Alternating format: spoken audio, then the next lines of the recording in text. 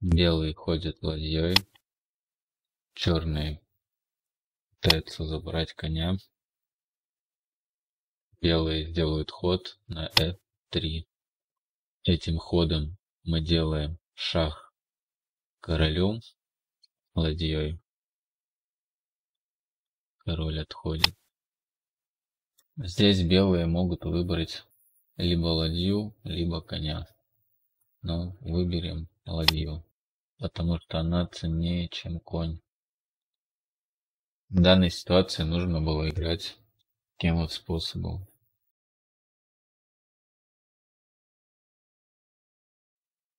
Белые делают шах королев, черный прикрывается конем.